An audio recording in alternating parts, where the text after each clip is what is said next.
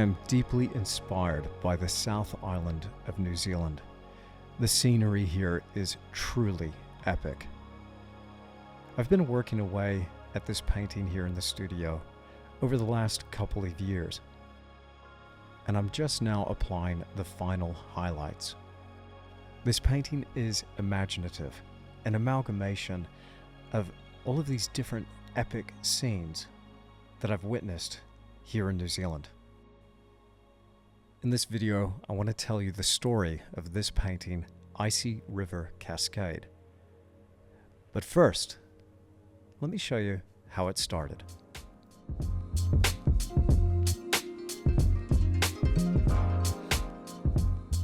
This project started off with a very detailed digital design that I created here at my desk on this Wacom tablet. Now, this is how I normally will create the initial sketch or composition for the more involved landscape projects that I do here in the studio. But here's my first version of this design, and it's okay. It's got some nice things about it. But what I decided to do was submit this to my students over on my academy. They gave me an epic critique, and I ended up with this design, which I really prefer. And so this is what I'm going to paint. So let's dive in, start from the beginning. Let me share with you some painting techniques. It's all about the design. I'm reluctant to start big projects like this without a detailed drawing of some sort. I really love digital drawing though, and this has given me all the information I need. I project it straight onto the 24 by 36 inch Belgian linen stretcher, and then once I have my underlying drawing, I start to block in the color. Now, in this video, I've got 3 tips to share with you that will help you create some outstanding realism in the studio. It all comes down to our hierarchy of tonal values. I know, we talk about that one a bunch. But also, our texture in our brushwork to really drive that sense of material. And I also want to talk to you about some glazing techniques to add that extra pop of dimension and depth to your pieces. This really will send your paintings into the stratosphere as far as realism is concerned. So I really hope you enjoy this one. Please do me a huge favor, click the like button, and as always, leave me a comment below. Now, you also might have noticed that I'm blocking in this painting and I have some hair. I now no longer have hair, so this gives you some idea about how old this block-in is. I was actually painting it when I was in the Lawrence studio in the South Island the first time around, and this painting has been sitting around unfinished for the last couple of years. But as I was blocking in this painting, I was continually reminding myself about that hierarchy of tonal values. Now, you may have heard me say, save your tonal best for last, and this is absolutely crucial. If we're going to convey any sense of light at all, we must preserve those tones. I'm extremely limited as an artist with my latitude, my range of value.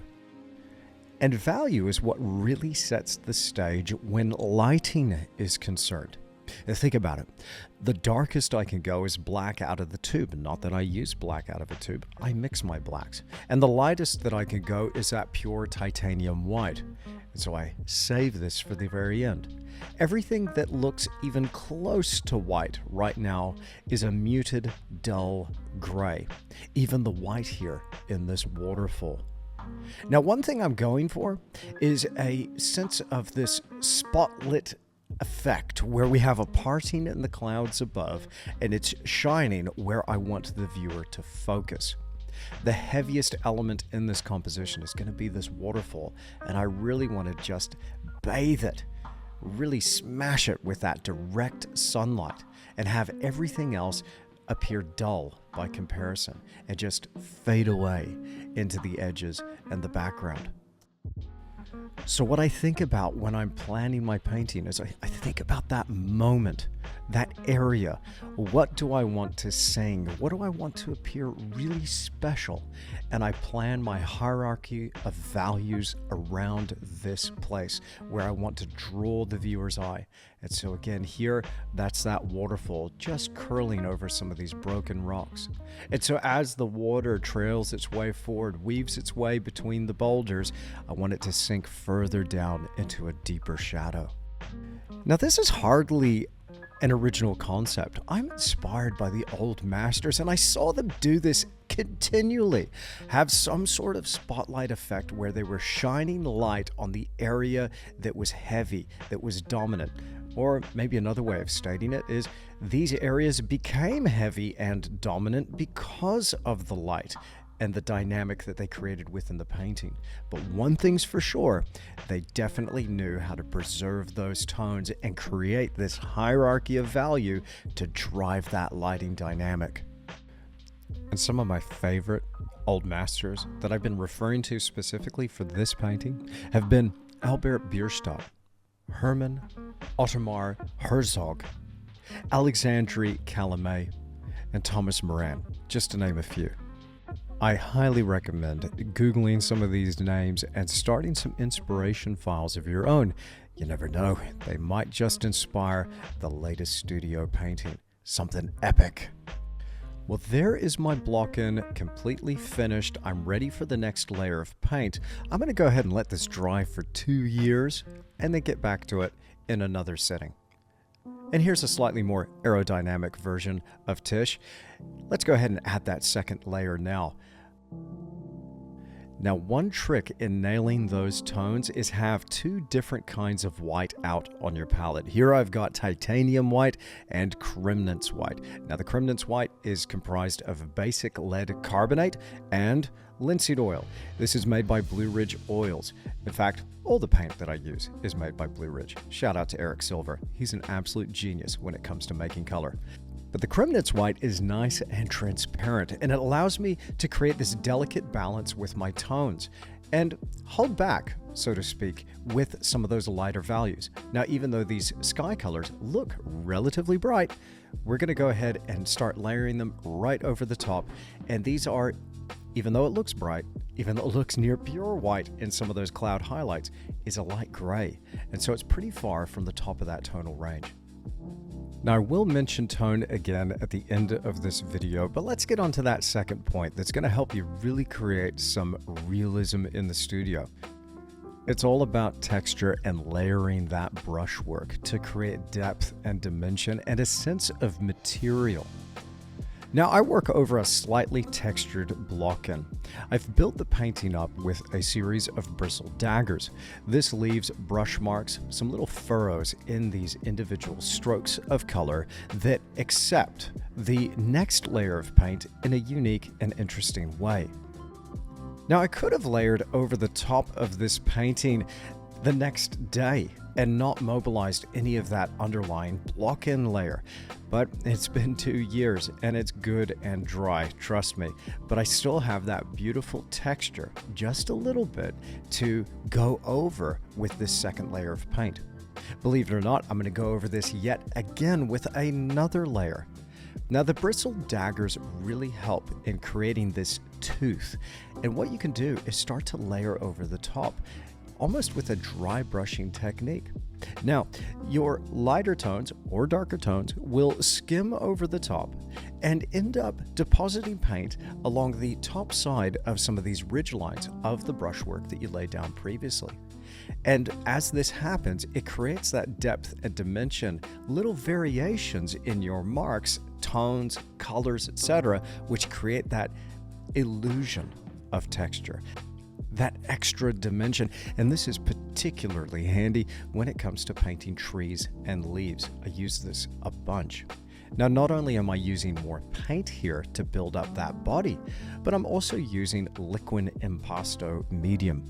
And like most of my work, I use liquid original and liquid impasto. That liquid original is great for just adding to the flow, creating a little bit more fluidity in the paint layers. No more than 1 part medium to 3 parts paint, of course. But that impasto retains all of this beautiful brushwork and means that it's sealed in place with those high peaks on individual strokes and dabs of paint. Perfect for brushing over the top with some dry brush technique to create that texture. Another rule that I have with texture is I try to keep those shadows pretty thin and my highlights pretty thick. So I'm using those bristle daggers primarily for highlights, some of the midtones, wherever I want to communicate some surface detail.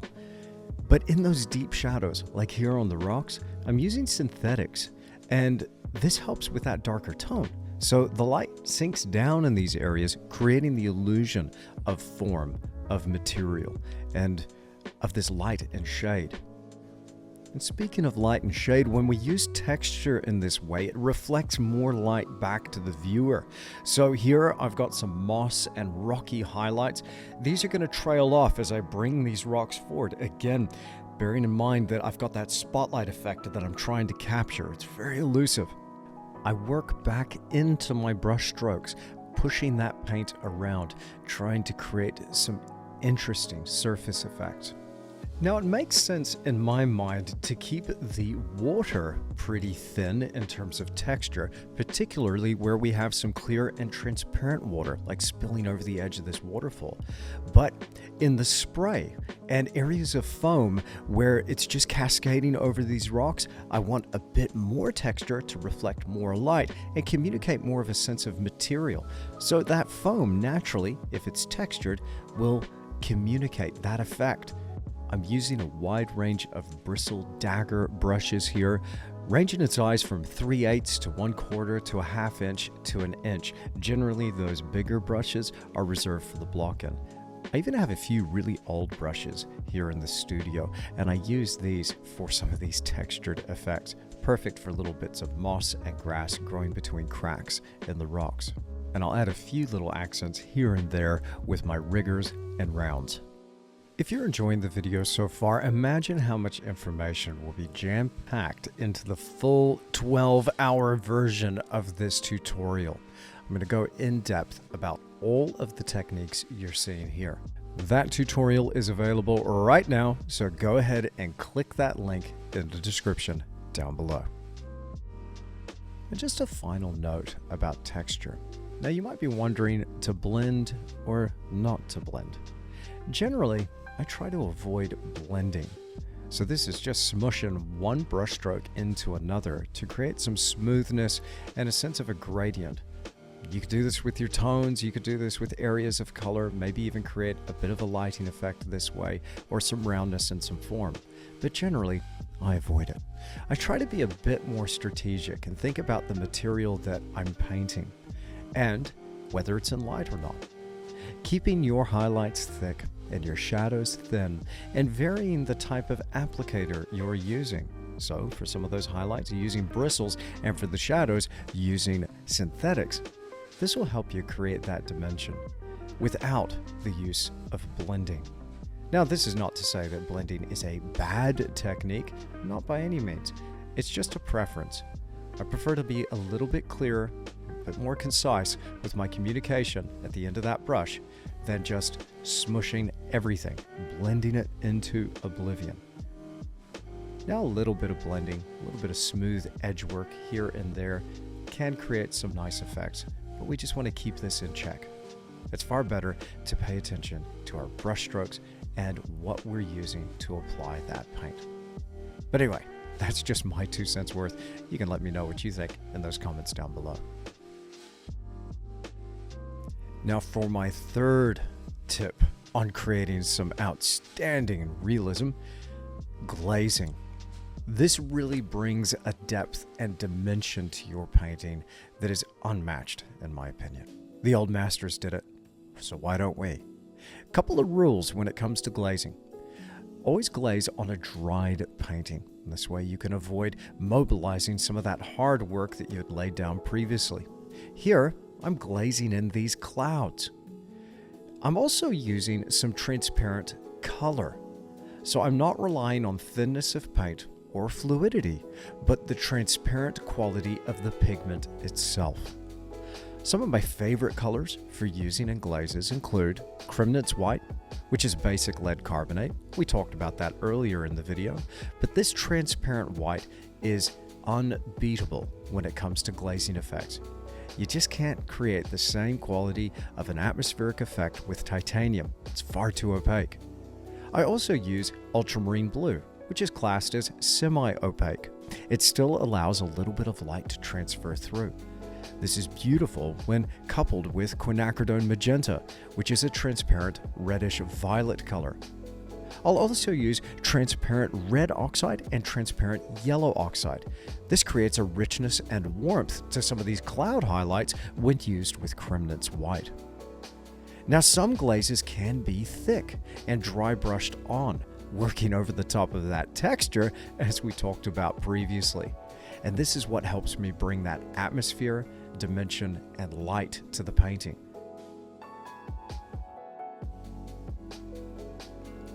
I add a few more spots of light to the snow that's clinging to this peak and reflect a bit more of that direct sun off this glacier. I'm thinking of this as my secondary focus after that waterfall. Now, when glazing and creating that sense of atmosphere, using a soft brush does help. I've used a lot of synthetics, but I'm a big fan of those Rosemary & Co. Series 274 flats. These soft brushes really allow for that extra layer of mist. I decided to rework this tree line, applying some texture over the top of those distant misty clouds hanging in the valley. Again, the use of texture in my paint helps these trees come forward. I tend to paint those groupings of leaves first, and then work on the structure that's holding them in the air. For applying some of these branches, I'm using synthetic pointed rounds, here an ivory 00 round, but I'll also use a 0 rigger from time to time. As I reload between my brush strokes, it helps me create sharpness with some of these lines.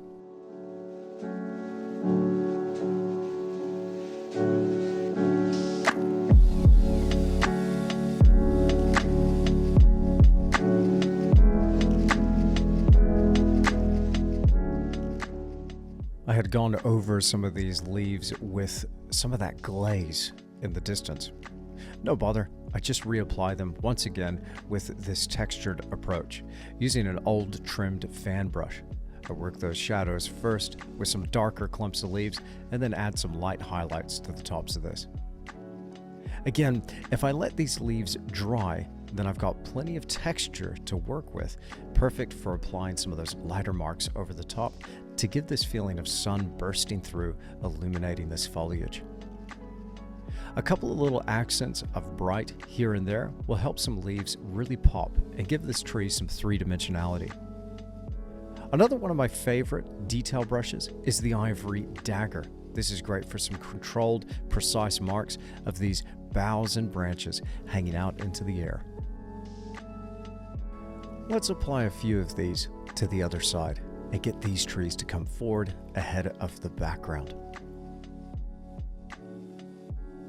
Now, to create that sunlit effect, it's all about that control of tones once again, that hierarchy of tone. And as I mentioned previously, I've been saving that tonal best for last. At every part of my process, in those 3 phases of block-in, modeling, and detail, I'm always holding back with the tone. The only time I'll bring out the brightest bright is right at the very end. That means that all of these highlights here, if it's not the very last strokes of color to go on, it's not going to be titanium white. Now, I should mention, this is a general rule of thumb for creating light within my paintings, but by observing this balance, this hierarchy of tone, it's allowed me to create a sense of light. And that light is one thing that I continually chase within my paintings. It keeps me coming back to the easel day after day. Let's go back to some glazing techniques. Here in the water, I'm glazing in some phthalo green mixed with transparent red oxide. This is giving me a nice greenish tinge to that water. It's incredibly transparent, which means that some light is continuing to transfer through this thin film of paint. And believe it or not, I'm not using very much medium here at all. Again, no more than 1 part medium to 3 parts paint. And this is still allowing that transparency to come through. So we don't want to completely obliterate that underlying detail and texture that we had achieved before. We just want to add to it, emphasize it, and change it ever so slightly to add that extra body and dimension. I push the texture and the tonal variation to another degree here with this water, working in some of these quarter lintel sized globs of paint just clinging to the end of a pointed round or an ivory rigger. And those last little strokes that go onto the water are these little tiny bits of reflected light. Adds a little bit of a shimmer and a shine to the water's surface.